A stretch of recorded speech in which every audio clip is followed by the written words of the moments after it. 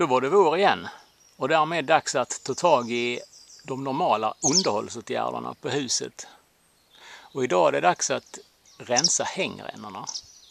Och dessutom så ska jag ge ett litet tips på hur man kan förlänga livslängden på de här hängrännorna.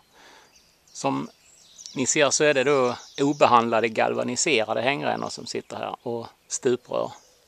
Och traditionella skarpa vinklar såklart. De har suttit uppe i ungefär 22-23 år. Då börjar vi att rensa hängrännorna och till det behöver vi såklart en stege och en borste. Ska vi se hur det ser ut efter vintern. Ja, det var inte så pjoskigt.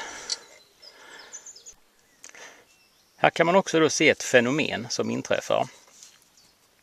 Att vattendropparna som rinner ner från pannorna, de likt droppen som urholkar stenen så urholkar de så att säga den galvaniserade ytan och gör så att hängrännorna börjar rosta. Och det är det här jag ska fixa till idag. Efter att jag har då borstat rent och gjort snyggt.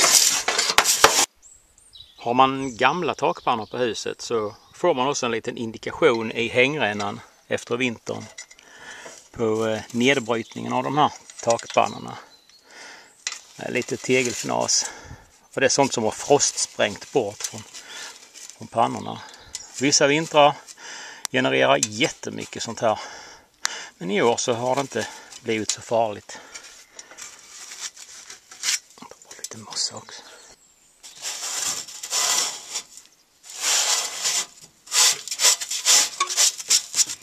Jag har ett stuprör som jag faktiskt inte vet var vattnet tar vägen någonstans. Jag tror att det här rinner ut i någon gammal stenkista någonstans. Jag vet att det sticker iväg åt det hållet, men jag har aldrig lyckats reda ut det. Men i alla fall, eftersom vattnet försvinner ner i marken så har jag ett lövskydd för just denna utkastaren.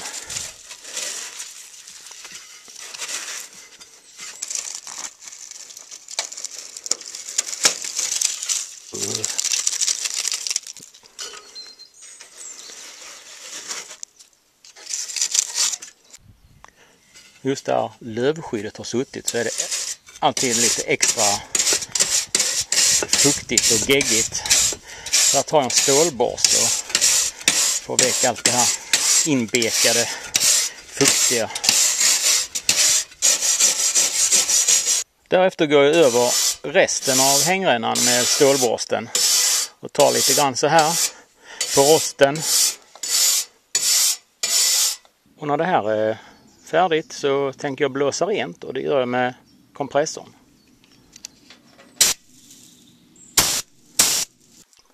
Och nu är det helt enkelt dags att måla. Och det ska jag göra med linoljefärg. Jag har en burk med gammal överbliven färg som jag kan ha till detta. Det finns ju färger, alltså linoljefärger, som är bättre att använda. Till exempel blöjmönja. Men blöjmönja, det är förbjudet sedan länge. Det är giftigt. Det finns även järnmönja och grafitfärg. Vilket ska ha rosthämmande effekt. Men eftersom jag har den här färgen så använder jag upp den. Den har inte kostat mig någonting nu. Den här färgen kommer jag lägga på outspädd. Eftersom det inte finns någon egentlig anledning att späda färg som ska målas på metall. För metallen suger ju inte in färgen ändå. Så jag målar tunt outspädd. Och som vi kan se så har det bildats ett skinn i botten på den här burken. Och det är för att färgen har stått ganska länge. Men det är bara försiktigt skära bort det här skinnet och röra om. Jag kan späda med lite linolja. Kokt linolja.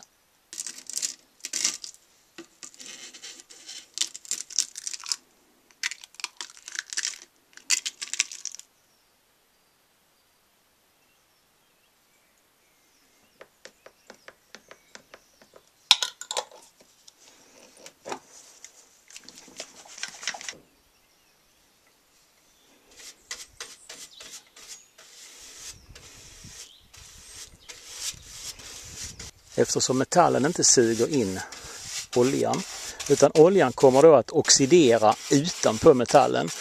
Då tar det också längre tid för färgen att bli klibbfri. Så man får då kolla upp väderleksrapporten, och det har jag gjort såklart. Och vad jag kan se så kommer det inte att regna på åtminstone 3 dagar. Och det är bara att hålla tummarna nu. Nu är denna hängrännan klar. Och som ni ser så har jag bara precis målat där rosten finns. För det är ju bevisligen där som metallen slits. Och på så sätt så sparar man både material och tid. Då säger jag lycka till. Och själv ska jag nu gå över resten. Och jag ska även ta rändalarna och fixa upp dem. Obs! Rändalarna ska jag ju då naturligtvis inte måla vita eftersom de syns nerifrån marken, utan de ska jag måla svarta. Och jag får inte glömma sätta tillbaka den här lövsilen. Det gör jag om ett par dagar när färgen är torr.